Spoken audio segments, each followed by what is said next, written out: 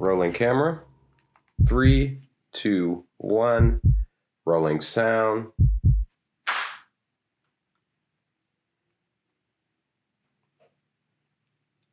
Who are you? So my name's Justin McMillan. As everyone knows, I go by my grandmother's baby. I will say the son that she never really had because I have all aunts. Now, how many people can actually say that they have all aunts, no uncles, and raised around? I could say the strong black woman was my life. Native of Atlanta, Grady baby, born and raised. Wouldn't pick any other city. The city that's grown, that's taken on so many shapes and forms in the last couple of years, and being able to be a part of it and watch it has been amazing.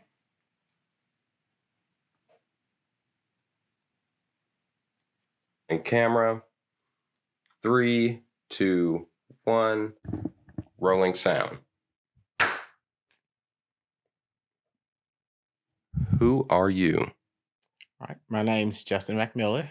Um, I pretty much known as my grandmother's baby, the son she never had. I have all aunts, surprisingly. Not many people can really say that. I am a native of Atlanta, Grady baby, born and raised. Actually live in my childhood neighborhood currently to this day. Love it. I can walk to my mom and my grandmother's house.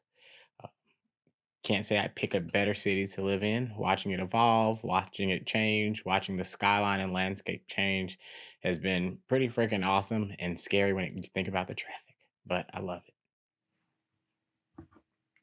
What was your childhood like? And what were some important lessons that you learned then that you carry with you today? I can say I pretty had a really good childhood for the most part. I actually got to be raised in the household with not just my siblings, but my cousins as well at my grandmother's house. So just imagine, the several aunts that I talked about earlier, and those several aunts have several kids, and my mom had several kids, and putting all of us in one household, allowed us to really grow up together and really strengthen our family bond, which has been such a foundation to who I am to this day, and to who we are as a family. As I encounter other families and meet other people, and one of the biggest things I think I took away from my childhood was just being true to who you are. I look at my aunts and my grandmother and my cousins and even just myself and the life experiences I've had and the things that has brought me back to just remembering who I am, who I was raised to be, and as a person of faith, who I was meant to be, from a divine outlook of it. How does a flower grow? Hmm. How does a flower grow? Well, I think, everything starts off as this small thing. You even just take the scientific, starts off as a seed and it goes through the process. And I think that's what most things, you start off as this small, very insignificant thing that then, with nurturing and sunlight and water and all these other great things that help it to slowly, grow or, change and transform into this thing that, is beautiful and blooms and goes through that cycle over and over again. Please give me a random number from 1 to 100. It's hard for me to give a random number because my favorite number is three.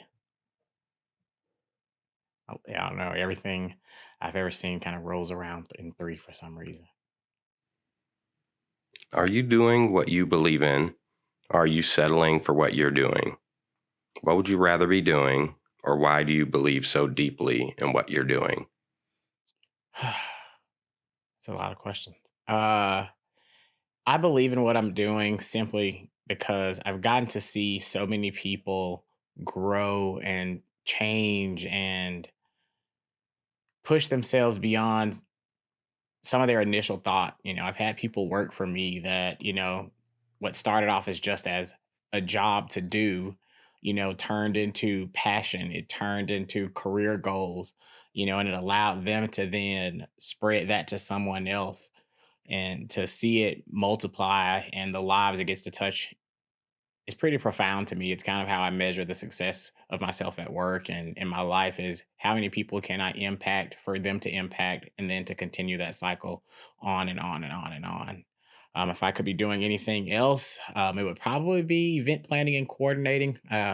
Like planning parties and weddings. I planned my own wedding when I got married, and there's so much thrill in watching, someone's thought turn into this big, amazing thing that then becomes a memory that they'll cherish and, long, long in the, pages of their photo album or their Google Photos. Please give me another number from 1 to 100. From 1 to 100, I would say 50. It's the halfway mark to a century, and you know, it's a goal. I remember when my grandmother turned 50, and so I look forward to it. My turn around the sun. Excuse me, what are some of your own personal goals in the next 5 years? All right, in the next 5 years, personally, want to buy a house that is or a condo. I'm not a big yard person, so I don't foresee myself cutting grass anytime soon. So I will be content with a condo or a loft and purchasing one. Um, Getting to the next level in my career, is something I'm working on currently right now to, go from being a district manager to a director, of either training or, some form of, upper leadership, whether it's with the brand I currently work for or another one. And just having a lot more financial foundation to where I can do the things that I love to do while still being able to take care of home and and planning for the future. Please give me another number from 1 to 100. 1 to 100. I'll say 73. That's how old my grandmother will be this year. And watching her continuously through life, I compare other 73-year-olds to some, and my grandmother's still kicking butt. When have you caused the most harm to yourself? When have I caught? Hmm. This is a very, very personal answer, and and I would say it's more of a health harm than it is a like physical when it comes like actually like cutting myself or anything like that. In 2011, contracted HIV. Um, knew better, having unprotected sex. All the above. Just that act itself. When they say when you know better, you do better, and sometimes even though you know better, you don't do better, and there are consequences to it. And I could say that was probably the most damaging thing I did to myself. But I can say sitting here years later, undetectable and happy and healthy and living a very full life, kind of come full circle for me. Please give me another number from 1 to 100. Hmm. 100. And I say 100 because everyone wants to keep it 100. So, I want to keep this interview as real as possible. How do you wish to be remembered? I want to be remembered as someone who loved his family, would do anything for them, and someone that always believed in everyone's capacity to achieve. I think we're only bound by our own limitations. You know, Sometimes I feel we put our own stumbling blocks and barriers in place to keep ourselves from, holding ourselves accountable to the things that we want to get accomplished. Please give me another number from 1 to 100.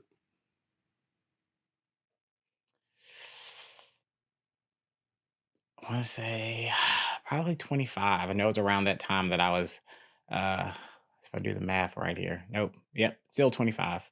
I always, that's kind of my joke to most kids as they're growing. Like 25, it's all downhill from there. That's kind of when everything starts to ache and, life really kicks in. Would you ever take back someone who cheated? Why or why not? So that's a question I really can't answer. It's kind of a hard one for me because the person that I married, I've been with since I was 21. And so I really didn't date before. So I can't really say. If he did, could I move past it? Absolutely. I believe as human beings, we make mistakes. And, you know, like I said, as a person of faith, we're allowed to make mistakes and forgiven for them. So why not? Please give me a final number between 1 and 100. I will say two because I am the second child, and second children are the bomb. If happiness was the national currency, what kind of work would make you rich and what type of work would make you poor? Hmm. Being a motivational speaker would make me rich. I enjoy talking to people. I enjoy seeing the light bulb go off and, having some profound impact in some kind of way, even if it's the smallest thing. Like that brings joy to my heart. To be able to pick up the phone and talk to, family and friends and coworkers, past and present, and just hear, the turning points in life they had, whether it was a small conversation or, hey, you know what? I really appreciated you firing me. I don't know how many people say they appreciate someone firing them, but just how it was a turning point in their life and kind of helped them go in the right direction. I would say the profession that would make me broke, poor, would probably be. I'm sorry, I couldn't be a drug dealer. It's just something I couldn't do personally. I don't have the capacity to it. I don't see the purpose and the point. So I feel like I would do a terrible job at it because I'd be too busy trying to talk them out of it.